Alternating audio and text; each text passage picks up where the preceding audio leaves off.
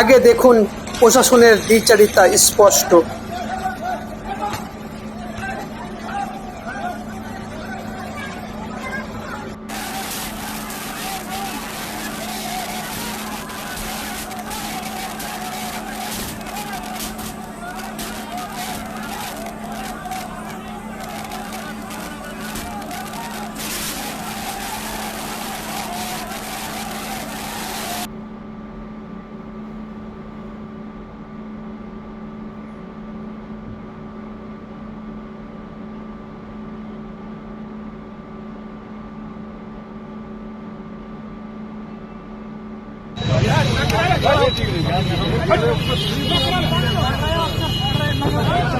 ভারতবর্ষের সবথেকে একটা বড় রাজ্যের মুখ্যমন্ত্রী যোগী আদিত্যনাথ বলছেন, মৌলানা জানে না কার রাজত্ব চলছে, একটু সেন্টিং পেন্টিং এর প্রয়োজন আছে।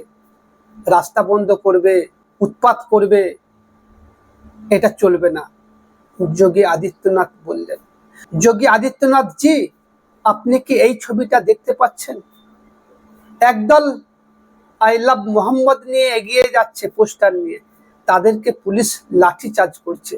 আর অপরদিকে মহাদেবের মাথায়, শিবের মাথায় শিব ভক্তরা জল ঢালতে যাচ্ছে। তারা কি করছে একটু দেখছেন? এ কোন দ্বিচারিতা আপনারাই দেখুন। তবে মুসলিম সমাজের, দেশের আইনের প্রতি, দেশের সংবিধানের প্রতি ভরসা আছে। সব কিছু দেশের লাগু হবে মুসলিমদের বিরুদ্ধে। মুসলিমরা রাস্তায় নামাজ পড়লে অপরাধ, মুসলিমরা রাস্তা দিয়ে গেলে অপরাধ, মুসলিমরা শান্তিপূর্ণভাবে প্রতিবাদ করলে অপরাধ। আর অপরদিকে রাস্তা জাম করে ধর্ম পালন হবে, শিবের মাথায় জল ঢালার নামে রাস্তায় গুন্ডামি করবে, এদের বিরুদ্ধে কোনো স্টেপ নেওয়া হবে না। এখান থেকেই বোঝা যায় সরকারের দ্বিচারিতা স্পষ্ট। রাস্তায় ভাঙচুর করবে, পুলিশকে মারবে, এদের বিরুদ্ধে কোনো ব্যবস্থা নেওয়া হবে না।